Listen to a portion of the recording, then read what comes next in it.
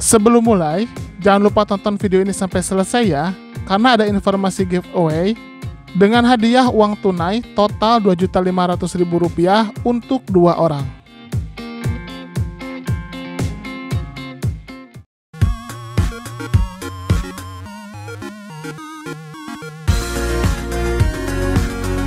Hai guys, ketemu lagi di channel NDW Lovers. Tadinya kan saya mau buat streaming ya tentang Boruto chapter 52, bocorannya tapi kan karena besok juga keluar yang versi resmi dan lagi pula juga saya ada kerjaan, sehingga saya buat bahasan dulu yang sifatnya non streaming tapi langsung tatap muka. Kenapa saya sengaja dengan cara seperti ini? Karena bocoran yang ada sangat banyak, sedangkan kalau saya edit dulu dengan tidak kelihatan muka, takutnya itu malah jadi terlalu lama sehingga tidak up to date lagi. Jadi kali ini saya akan bahas tentang bocoran Boruto chapter 52. Sumbernya dari Twitter @AbdulZodik ya. Tapi sebelum lanjut, jangan lupa untuk klik tombol subscribe bagi yang belum subscribe dan klik tombol like serta share video ini di semua sosmed teman-teman. Oke, kita akan bahas sekarang. Let's check it out.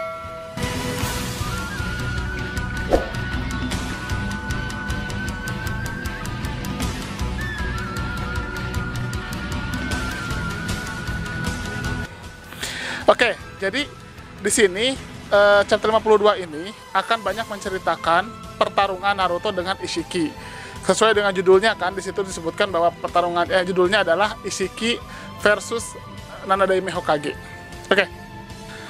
Chapter dimulai dengan Naruto dan Kurama masih berbicara tentang mode terbarunya. Kita tahu kan bahwa ternyata Naruto itu terpaksa membuka mode terakhir yang baru Kurama beritahukan. Katanya mode ini mode yang sangat kuat, melebihi kekuatan sebelumnya, tapi berefek samping yang sangat besar juga. Di sini disebutkan bahwa Kurama menjelaskan jika mode ini sifatnya seperti fusi nuklir. Kalau teman-teman mungkin kita sedikit paham lah ya, bahwa matahari, anggaplah ini matahari ya. Matahari itu kan supaya bisa terus menyala, dia melakukan fusi nuklir, menggabungkan dua atom hidrogen, menciptakan atom helium. Tapi karena jumlahnya sangat besar dan tenaganya yang dikeluarkan juga sangat besar, sehingga timbullah panas yang sangat tinggi.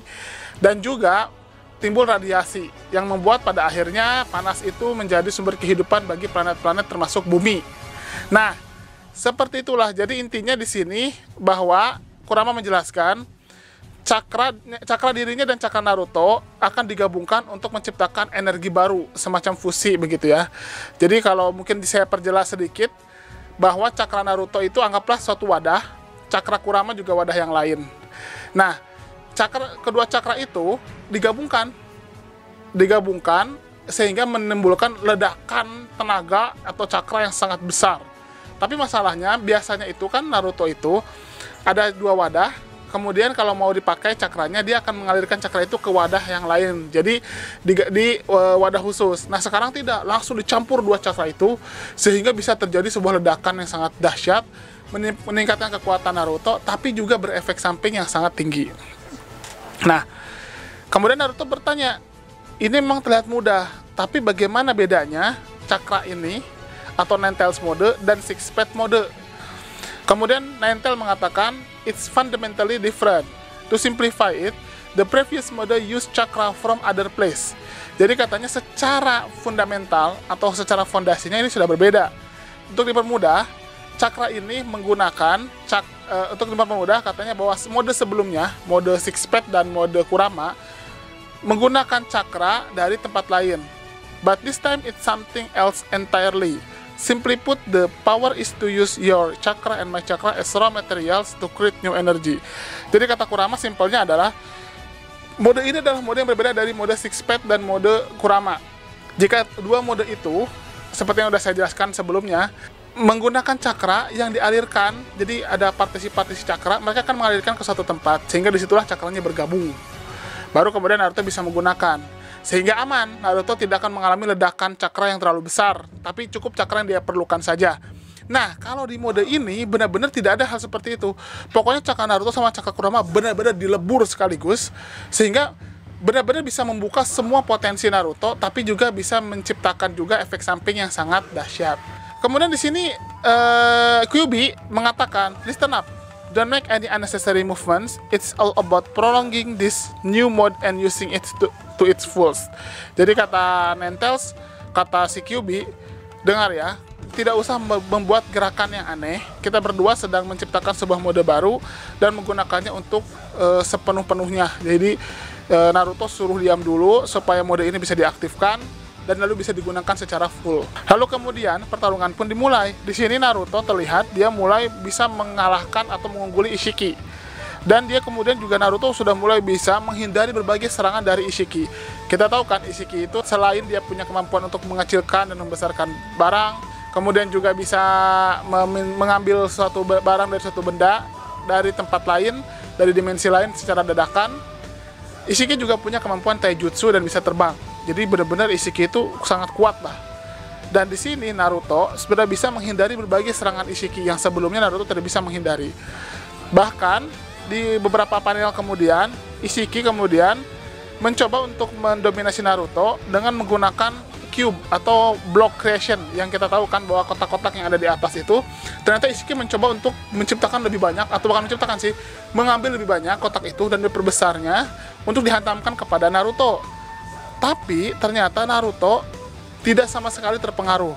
Bahkan Naruto bisa melawan semua serangan-serangan itu dengan mudah. Kita belum tahu diperlihatkan ya sejauh mana Naruto menggunakan teknik apa untuk menghalau itu. Apakah cuma sekedar menggunakan cakra Kyuubi yang membentuk tangan dan lain sebagainya, atau mungkin ada hal yang lain.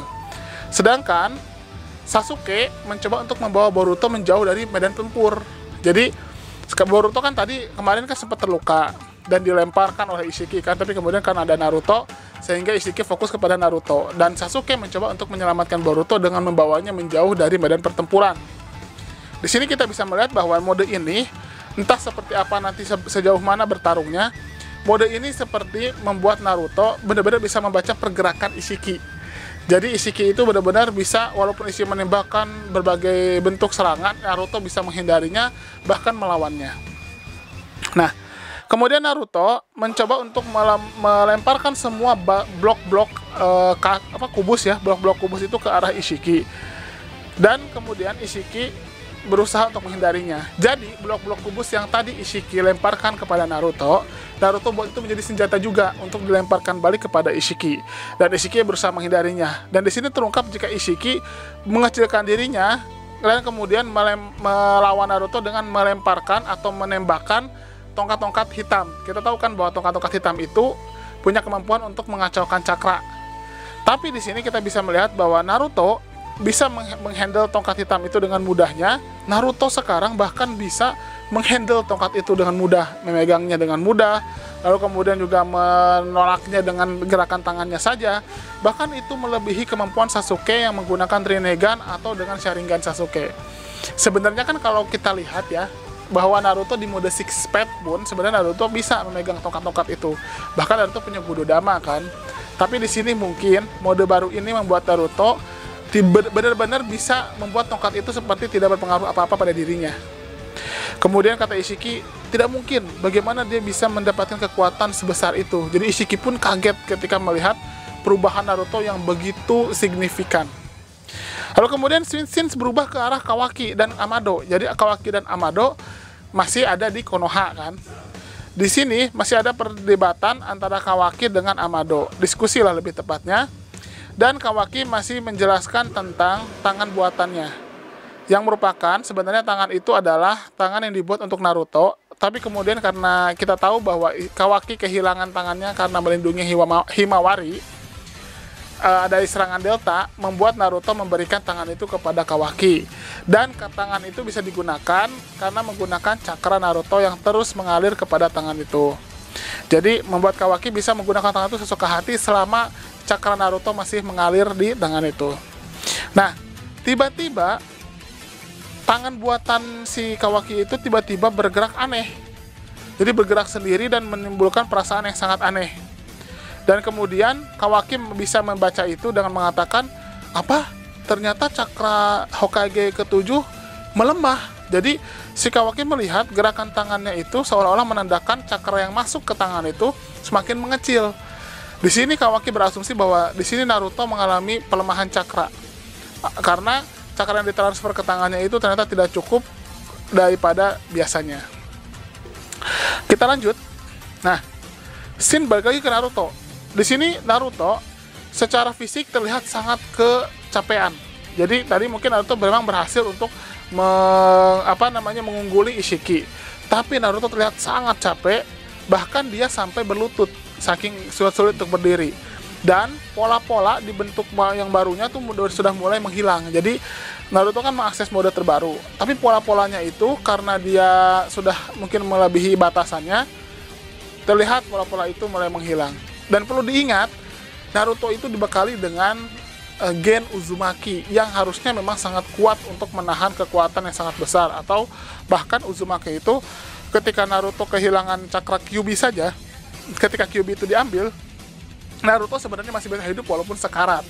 Nah, di sini sepertinya bahkan untuk gen Uzumaki sekalipun mengalami efek samping dari mode terbaru ini. Jadi mode terbaru ini ibaratkan Naruto membuka gerbang ke-8 seperti halnya Guy, di mana kekuatan Naruto menjadi luar biasa, tapi waktu hidup Naruto juga semakin sedikit, semakin singkat, dan juga Naruto mudah kelelahan, dan pastinya Naruto akan sekarat kalau memang tidak ditangani gitu ya.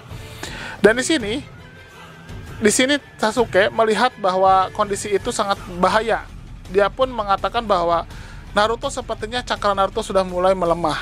Bahkan kita tahu kan, harusnya Naruto punya cakra yang bisa dibilang tidak terbatas. Sampai Naruto sampai harus melemah cakranya. Saking Ishiki terlalu kuat dan saking Naruto sampai membuka mode terlarangnya itu. Dan Boruto terlihat sangat khawatir kepada ayahnya, tapi dia berusaha untuk bangun, tapi tidak bisa karena dia benar-benar dalam keadaan sangat sakit. Naruto berkata bahwa dia sendiri ternyata tidak punya cukup waktu lagi sampai mode ini habis atau hilang. Dan Ishiki menyadari itu. Terlihat sekali Naruto menurut Ishiki sangat kelelahan. Ishiki pun berkata, "Aku tahu sekarang. Ternyata perubahan kekuatan yang sangat drastis ini karena kau mengaktifkan mode yang bisa membunuhmu sendiri. Tapi kamu hanya akan bisa menang kalau kamu mengorbankan dirimu sendiri." Jadi Ishiki menyadari bahwa Naruto mengalami peningkatan kekuatan yang luar biasa drastis, tapi peningkatan kekuatan itu juga hanya bersifat sementara, dan mode ini akan berakibat pada kematian Naruto. Melihat kondisi Naruto itu, Ishiki ketawa. Dia tertawa karena melihat Naruto akan kalah. Tapi tiba-tiba Ishiki mulutnya berdarah. Jadi keluar darah dari mulutnya, dan tiba-tiba badannya bergetar. Ishiki pun kaget. Apa yang terjadi? Kenapa bisa seperti ini? Kenapa mulutku berdarah? Seranganmu harusnya tidak akan sefatal ini, Naruto. Apa yang kamu lakukan? Jadi terlihat sekali Naruto di sini benar-benar berhasil mendesak Ishiki sampai Ishiki yang segitu kuatnya sampai mengalami luka dalam dirinya. Dia benar-benar mengalami tekanan yang luar biasa yang membuat Ishiki pun kaget bahwa pada akhirnya serangan Naruto bisa benar-benar membuat dirinya sangat-sangat terluka. Kemudian Naruto berkata, "Hei, siapa yang akan mati duluan dalam pertarungan ini baru dimulai sekarang." Jadi Naruto sudah tahu bahwa setelah mode ini diaktifkan dan dalam waktu dekat ini Naruto akan mati karena dia sudah melebihi batasnya. Tapi dia berusaha untuk membuat Ishiki mati lebih dulu daripada dia. Jadi dia berusaha untuk supaya Ishiki mati duluan dan rencananya gagal sehingga Naruto bisa mati dengan tenang. Nah, kemudian scene berubah ke tempat Naruto dan Kurama berbicara dalam diri sendiri. Kemudian Kurama mengatakan, yang pertama-tama, kekuatan ini sangatlah kuat. Ini benar-benar akan melampaui Ishiki, kata Kurama. Tapi kita tidak akan bisa mengalahkannya karena efek samping dari menggunakan kekuatan ini terlalu besar. Dan aku rasa kita akan mati duluan sebelum Ishiki. Jadi si Kurama udah ngasih tahu ke Naruto, mode ini pasti akan bisa mengalahkan Ishiki. Tapi mode ini hanya bisa bertahan terlalu cepat. Jadi tidak akan bisa bertahan lama. Dan itu membuat Kurama pun merasa bahwa kita tidak akan bisa mengalahkan Ishiki. Setidaknya kita akan mati duluan sebelum Ishiki. Jadi walaupun Ishiki bisa dikalahkan, tapi yang mati duluan tetap Naruto. Begitu kata Kurama. Dan di sini Naruto terlihat kaget. Apa? Gitu. Karena dia kaget bahwa ternyata bahkan dia sudah mengorbankan dirinya untuk mati pun si Ishiki masih tetap akan mati lebih lama daripada Naruto. Dan kemudian scene berubah lagi ke medan pertempuran. Di sini Ishiki mengatakan bahwa apa ini? Ini bukan salah lagi. Waktu hidupku ternyata benar-benar berkurang sangat cepat. Aku benar-benar meng-underestimate atau menganggap rendah Naruto. Aku awalnya memprediksi bahwa aku masih bisa hidup sampai 20 jam. Tapi sekarang aku hanya bisa hidup sampai 30 menit ke depan. Dan kita kembali lagi ke scene di mana Kurama mengatakan kepada Naruto, dengar baik-baik, aku tidak yakin kita bisa mengalahkan dia. Karena itu, pikirkan saja untuk membunuh dia atau memukul dia dengan semua serangan dan benar-benar dengan sepenuh tenaga. Dan pukul dia berkali-kali, bertubi-tubi, jangan berhenti. Seperti kita bermain boxing atau bermain tinju. Jadi si Kurama mengatakan bahwa modenya ini tidak akan cukup untuk membunuh Ishiki. Tapi mungkin kalau Naruto memfokuskan hanya pada serangan saja berkali-kali, tidak berhenti, jangan berikan Ishiki kesempatan untuk melawan. Dengan kekuatan penuh, mungkin saja itu akan bisa membunuh Ishiki. Tapi kemudian Sasuke menyadari bahwa cakra Naruto semakin lama semakin melemah. Apakah mungkin Naruto akan mati? Gitu kata Sasuke. Kemudian di sisi lain, Boruto masih terlihat belum sadar. Kita lanjut. Nah, di scene selanjutnya terlihat Ishiki mencoba untuk menyerang Naruto di lehernya. Jadi mencoba untuk mencekik Naruto. Dan ketika dia mencekik Naruto dan menyudutkan Naruto, tiba-tiba Ishiki bisa merasakan cakra Kawaki dan dia pun tertawa. Ya, memang kita tahu bahwa Kawaki menggunakan tangan buatan untuk Naruto. Otomatis cakra Naruto mengalir terus ke tubuh Kawaki dan ke tangan itu. Walaupun sedikit, pasti Kawaki pun menerima cakra itu. Dan otomatis kalau Ishiki memegang tangan Naruto, Ishiki bisa mendeteksi cakra Naruto dan dia akan mendeteksi juga cakra Naruto di tangan Kawaki. Otomatis dia juga akan bisa mendeteksi cakra Kawaki di sana. Nah, gara-gara itu Ishiki pun tertawa dan kemudian Naruto terlihat kebingungan. Ishiki pun berkata, pada akhirnya pemenangnya selalu adalah aku, Ishiki Otsutsuki. Kamu makhluk rendahan tidak akan pernah bisa. Nah, belum selesai dia menjawab, tidak akan pernah bisa menang harusnya kan. Tapi belum selesai dia menjawab itu, tiba-tiba dia membuka portal. Dia tiba-tiba membuka portal dengan karmanya itu dan tiba-tiba di saat itu portal itu Kawaki tertarik ke portal itu dan dia masuk ke medan pertempuran. Dan semuanya kaget karena tiba-tiba di Konoha portal terbuka dan Kawaki tertarik oleh portal itu dengan sangat kuatnya sehingga semua orang kebingungan di Konoha ya. Di sisi lain di medan pertempuran Naruto kaget, Sasuke juga kaget, Kawaki kaget juga. Dan di sini Ishiki mengklaim kemenangannya. Tiba-tiba Kawaki sadar dan dia kaget dan kemudian dia berkata, apa yang terjadi? Kemudian Ishiki mengatakan, aku yakin bahwa tangan buatan itu adalah milik Hokage dan itu bekerja dengan cakramu. Aku terima kasih Naruto karena kamu telah membuat koneksi antara aku dengan Kawaki sehingga aku bisa menarik Kawaki pada menit-menit terakhir hidupku. Jadi gara-gara cakra Naruto terbaca oleh Ishiki, membuat Ishiki bisa menarik Kawaki dengan teleportasinya. Melihat kondisi itu, Sasuke juga kaget. Dan dia kemudian mengatakan, kenapa bisa seperti ini? Ini sangat aneh, katanya. Ini benar-benar akan jadi kondisi yang sangat buruk. Karena Ishiki kan bentar lagi mau mati. Kalau Ishiki berhasil menanamkan lagi karma di tangannya Kawaki, maka semua pengorbanan Naruto dan teman-temannya semuanya akan gagal. Karena otomatis Ishiki akan bangkit lagi di tubuh Kawaki dan membuat Ishiki bisa meneruskan rencananya. Tapi Naruto sudah mati. Mungkin Sasuke juga sudah mati. Kalaupun Sasuke masih hidup, Sasuke tidak akan bisa memberikan perlawanan yang sangat kuat karena tidak ada tandemnya yang setingkat dia. Dan di sini tiba-tiba Boruto yang sejak tadi pingsan, tiba-tiba dia membuka matanya dan matanya pun berubah. Tadinya sesuai bocoran yang saya sampaikan, saya sempat mengira bahwa itu adalah Jogan. Karena matanya Boruto memang kan kita tahu bahwa mata Boruto yang sebelah kiri apa kanan ya, lupa ya. Pokoknya antara itu ya. Itu adalah mata Jogan. Tapi kita ingat bahwa jenis mata ini seperti mata Byakugan. Jadi mata ini ya, mata ini adalah mata Byakugan. Jadi kalau ini adalah mata Byakugan, saya yakin Momoshiki hidup. Jadi dengan kata lain sepertinya Momoshiki mengambil alih lagi tubuh Boruto dan dia mungkin di chapter 53 akan bangkit. Ya setidaknya untuk mengambil alih tubuh Boruto sementara. Dan di sini saya akan melihat bahwa Borushiki akan mungkin saja membantu Naruto dan Sasuke melawan Ishiki. Karena saya tidak melihat ada tanda-tanda Momoshiki itu akan membantu Ishiki. Kenapa saya yakin Momoshiki akan memberontak kepada Ishiki? Yang pertama, karena saya yakin Momoshiki itu kan hanya menyimpan karmanya di tubuh Boruto.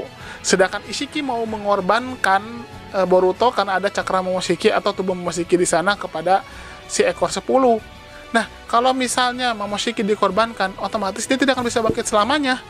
Karena tidak ada karma lain gitu. Sedangkan Ishiki juga tidak punya waktu, dia harus cepat-cepat memberi makan Jubi supaya rencana untuk menyerap energi bumi bisa cepat terselesaikan.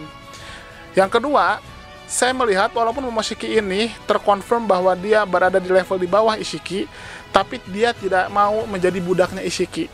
Jadi dia sepertinya pasti akan melawan. Yang ketiga, Momoshiki itu kebanggaan dirinya sangat tinggi. Jadi dia tidak mungkin mau dijadikan tumbal. Padahal dia punya anak buah yang mau ditumbalkan. Jadi saya yakin di sini Momoshiki akan mengambil jalan untuk membantu Boruto, setidaknya membuat Ishiki kalah. Atau setidaknya membuat saat itu Ishiki tidak bisa melanjutkan rencananya. Walaupun saya tetap yakin sepertinya Ishiki tetap bisa menanamkan kembali karmanya di tubuh Kawaki. Karena kalau kita lihat Kawaki kan sudah ada di depan mata ya. Jadi nggak mungkin lagi Kawaki tidak ditanamkan karma oleh Ishiki. Yang saya khawatirkan adalah Naruto. Saya curiga Naruto benar-benar akan mati. Karena benar-benar mode ini benar-benar menghabiskan daya hidup Naruto. Mungkin itu saja bocoran yang bisa saya sampaikan. Mohon maaf kalau ada kekurangan. Dan saya harap nanti teman-teman mau ikut juga nonton live streaming.